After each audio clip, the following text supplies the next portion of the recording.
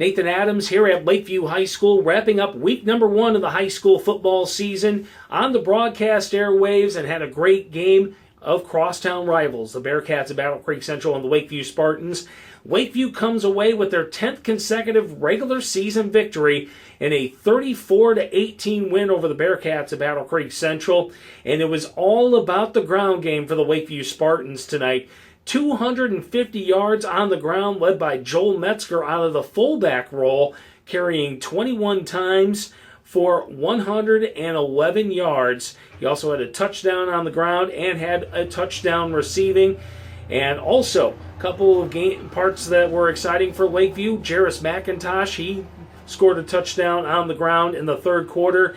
And then a few minutes later, getting a punt return of 56 yards to bring the Spartans' excitement up for 2020. Of course, limited spectators, limited to parents of players at this time, but we had a couple of parents for Battle Creek Central that made their way across town as well, and they got to see the Bearcats struggle on the offensive side of the ball. They had 3 turnovers on the evening, but they did have some exciting plays, including a kick return from Amarion Davis, and that was from 78 yards out, and that came in the fourth quarter after Lakeview took a 34-12 lead at the time, but Davis's 78-yard run would be the last scoring for the Bearcats on the night.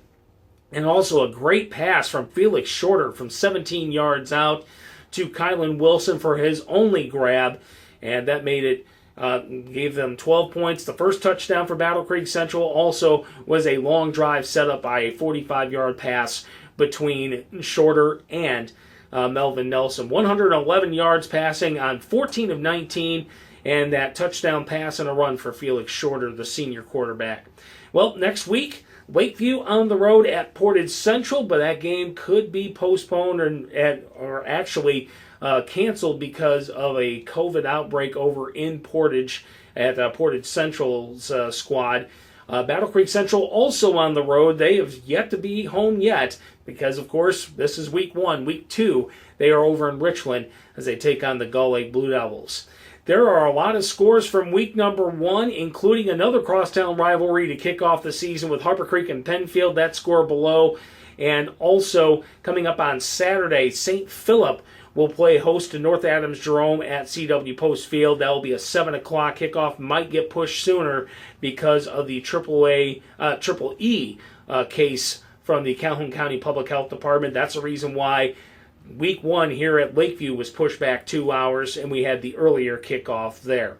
Our game next week here on 95.3 WBCK, we make our way over to Harper Creek as the Beavers will play host to the Mounties of Jackson Northwest in Interstate 8 play. We'll have coverage beginning at 6:35 with a 7 o'clock kickoff on 95.3 WBCK. That may get pushed back depending on how everything goes with the Triple E as well.